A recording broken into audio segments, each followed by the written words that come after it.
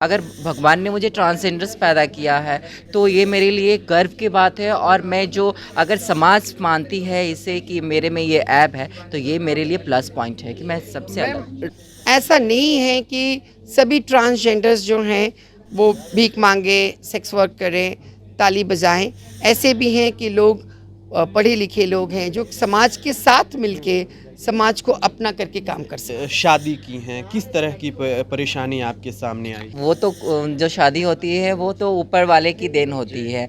वो मैच करते हैं तभी। और अभी तक होपफुली अभी तक मेरी जो शादी है जो हमने रायपुर में की थी वो सक्सेसफुली चल रही है। और जो मेरे बेटर भी हाफ है, जो मेरी लाइफ पार्टनर है, मुझे बहुत केयर करते हैं, पैम्पर्ड करते हैं और मुझे अच्छे से रखते हैं। आप कितने खुश हैं?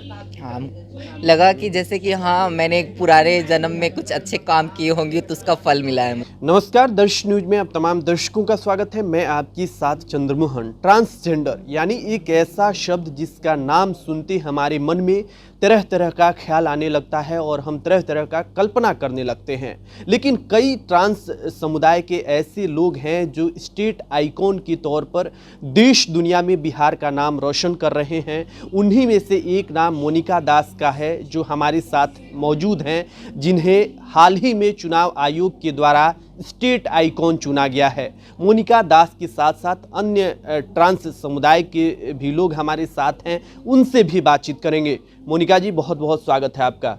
दर्श न्यूज़ के जितने भी देखने वाले लोग हैं उनको मोनिका दास के तरफ से बहुत बहुत तहे दिल से धन्यवाद। और आपने जो अभी कहा कि हाँ जो मेरी जर्नी है अभी तक की, सिंस फ्रॉम बचपन से लेकर के और अभी जो मैंने स्टेट आइकॉन जो मुझे इलेक्शन कमीशन के द्वारा अपॉइंट किया गया है, तो इसका जर्नी अगर इतनी कम समय में नहीं हो पाता है, बट हाँ कुछ खुशी, कभी गम, कभी खुशी, इस टाइप का अनुभव रहा कि बचपन से परिवार का सपोर्ट के बिना तो यहाँ तक आना संभव नहीं था। मैम, समाज के बीच में रहकर किस तरह की चुनौतियां आपके सामने आईं और कैसे आप निपट कर यहाँ तक पहुँच पाईं? एग्जैक्टली समाज के बीच में, समाज में जो धारणा है ट्रांस पर्सन्स को लेकर के कि मतलब उनको कोई किसी भी काम में उसको दरकिनार किया जाता है, उनको साइड कर दिया जाता है। अगर परिवार की बात करें, समाज की बात करें, तो मैं अन्य ट्रांसजेंडर से अलग नहीं हूँ, मेरे साथ भी हुआ। बट उस चीज़ को लेकर के अगर हम बैठे रहें, उस चीज़ को लेके पकड़ेंगे कि हाँ मेरे साथ ऐसा हुआ, तो हम कभी आगे नहीं बढ़ सकते थे और आज आप मेरे सामने माइक लेके नहीं खड़े होते। तो एक बड़ी अचीवमेंट होती है। और मेरा कहना ये था कि नो एक्सक्यूज़, मुझे कोई एक्सक्यूज़ नहीं देना कि हाँ मैं ऐसी हूँ तो मुझे ऐसा नहीं, मुझे समाज में ऐसा कर दिया, वैसा कर दिया। तो मेरा एक फंडा है कि नो एक्सक्यूज़। अगर भगवान ने मुझे ट्रांसजेंडर्स पैदा किया है तो ये मेरे लिए गर्व की बात है। और मैं जो अगर समाज मानती है इसे कि मेरे में ये ऐब है तो ये मेरे लिए प्लस पॉइंट है कि मैं सबसे अलग। ट्रांसजेंडर जो शब्द है, इसको आप कैसे परिभाषित करेंगे? ट्रांसजेंडर्स का मतलब अभी तो सोसाइटी और अभी government of India, supreme court ने इसे जस्टिफाई कर दिया कि जो मेल और फीमेल से डिफरेंट हैं वो ट्रांसजेंडर्स के कम्युनिटी में किन्नर जो एक अलग जो जेंडर है उसे थर्ड जेंडर के रूप में माना जाएगा ये। और ट्रांस पर्सन्स ऐसे होते हैं जो कुदरत ने उन्हें असाइन किया है बायोलॉजिकली, उससे डिफरेंट अगर उनका कैरेक्टर रहता है, बिहेवियर रहता है, सोच रहता है, इमोशनली वो उस कैरेक्टर को नहीं जीते हैं जो उनको असाइन किया है कुदरत ने, तो वो ट्रांस पर्सन होते हैं। ट्रांस मैन भी होते हैं, ट्रांस वोमेंस भी होते हैं, तो ये सभी होते हैं। मैम, जो समाज के बीच में शब्दों का चयन किया जाता है, आप लोगों के लिए विशेषकर हिजड़ा, किन्नर, ये शब्द सुनकर कैसा लगता है? क्या सोचती हैं आप लोग? ये समाज के द्वारा हमेशा बायलैटरल होता है कि हाँ हमें इस तरीके की सुननी पड़ती हैं। बट ट्रांसजेंडर्स हमें ट्रांस पर्सन्स कह सकते हैं क्योंकि हम ट्रांस पर्सन से, किन्नर वो होती हैं जो बधाई में जाती हैं, वो भी ट्रांस पर्सन ही होती हैं। बट हम लोग जो है, हम लोग एक मेन स्ट्रीम्स में आ करके पब्लिक के बीच में कस्टमर्स को डील करना एंड ऑल डैट सभी काम को हम लोग अच्छे से निभाते हैं और पब्लिक के बीच में रहते हैं। आप शादी की हैं, किस तरह की परेशानी आपके सामने आई? तो परेशानी वो तो जो शादी होती है वो तो ऊपर वाले की देन होती है, वो मैच करते हैं तभी। और अभी तक होपफुली अभी तक मेरी जो शादी है जो हमने रायपुर में की थी वो सक्सेसफुली चल रही है। और अभी और जो मेरे बेटर भी हाफ हैं, जो मेरी लाइफ पार्टनर है, मुझे बहुत केयर करते हैं, पैम्पर्ड करते हैं और मुझे अच्छे से रखते हैं। आप कितने खुश हैं? हाँ, लगा कि जैसे कि हाँ मैंने एक पुराने जन्म में कुछ अच्छे काम किए होंगे तो उसका फल मिला है मुझको, ये लगता है, फील होता है मुझे। तो देखिए, ये स्टेट आइकॉन है, समाज के बीच में रहते हुए अपने दम पर अपनी पहचान कायम की हैं। हमारे साथ और ट्रांस व्यक्ति हैं, उनसे भी हम बातचीत करेंगे, क्योंकि जिस तरह से समाज बदल रहा है इनमें इनकी जो भूमिका है वो भी अब बढ़ती जा रही है। अब ये मुख्य धारा से भी जुड़ने लगी हैं, तो इनसे भी हम बातचीत करेंगे। मैम, आपका परिचय क्या है? मैं संतोष हूँ और मैं 4 राज्यों में काम करती हूँ। मेरी संस्था का नाम है कोलकाता रिश्ता, बंगाल, बिहार, झारखंड और उत्तर प्रदेश। तो ये यहाँ पे इनके यहाँ से इनविटेशन गया और मैं आई हूँ क्योंकि हमारी ऑफिस भी यहाँ पे है, तो मैंने कहा इसी बहाने चलते हैं और मिल के आते हैं। समाज के अंदर जो अवधारणा अभी भी है, खास करके ट्रांस पर्सन के लिए, तो क्या लगता है कि कैसे इन सब चुनौतियों से आप लोग निपट रही हैं, कैसे आगे बढ़ने में परेशानी आ रही है? देखिए, समाज से हट के हम नहीं हैं, हम भी समाज के ही हैं।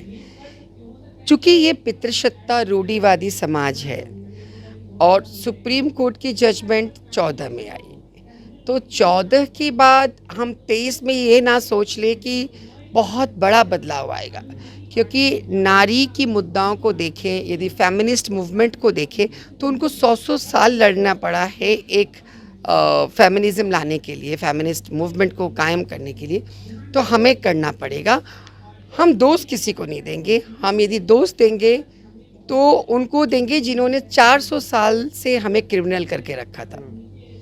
सुप्रीम कोर्ट ने 400 साल के बाद जजमेंट लाया कि ये डिक्रिमिनलाइज्ड है, तो कम से कम हम क्रिमिनल से बाहर तो आएँ और हम डिक्रिमिनलाइज्ड हो गए। ये बहुत इम्पॉर्टेंट है कि समाज में जो बदलाव आएगी, आप जैसे मीडिया हैं, जब पहुंचेंगे आप लोग एक दूसरे के पास और बाहर जाएंगे तो समाज देखेगी कि भाई ऐसा नहीं है कि सभी ट्रांसजेंडर्स जो हैं वो भीख मांगे, सेक्स वर्क करें, ताली बजाएं। ऐसे भी हैं कि लोग पढ़े लिखे लोग हैं जो समाज के साथ मिलके समाज को अपना करके काम कर सकते हैं।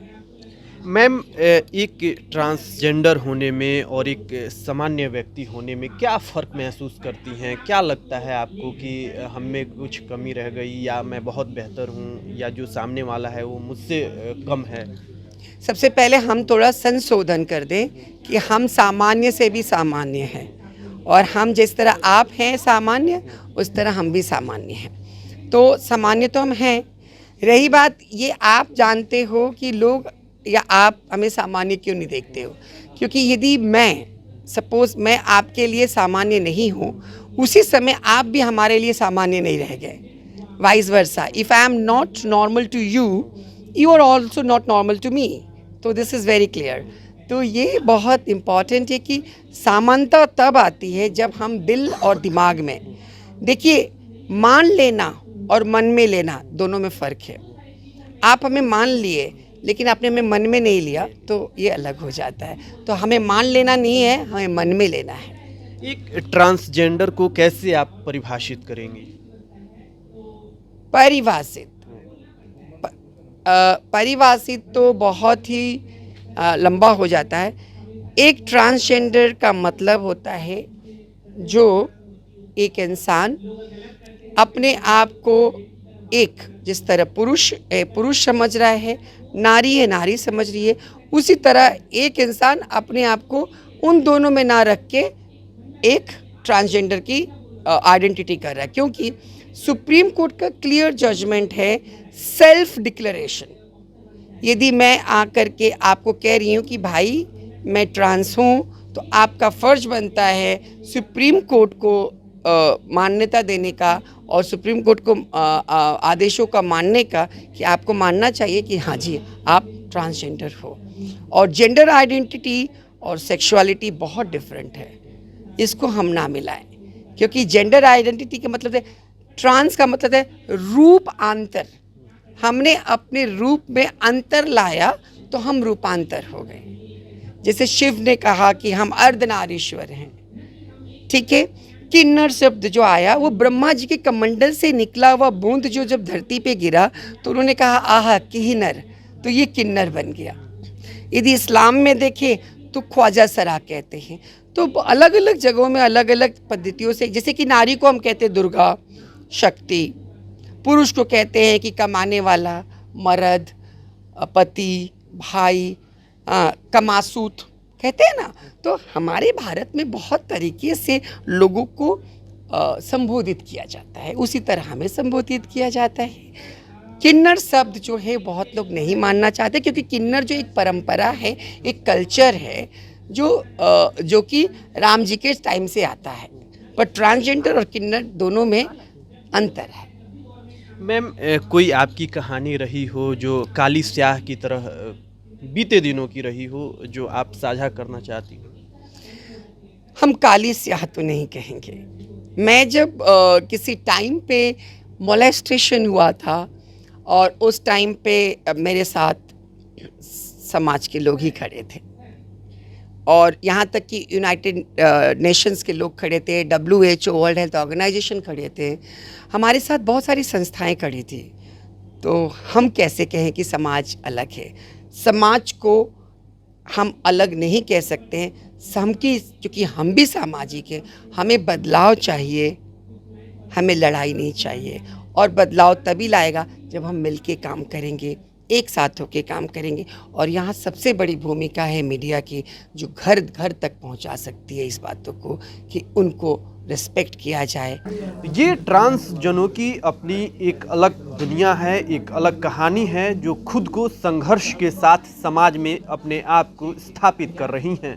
अभी तक आपने हमारी YouTube चैनल को सब्सक्राइब नहीं किया है तो सब्सक्राइब कर लें। अगर इस वीडियो को हमारे Facebook पेज पर देख रहे हैं तो हमारे पेज को लाइक और फॉलो करें। धन्यवाद।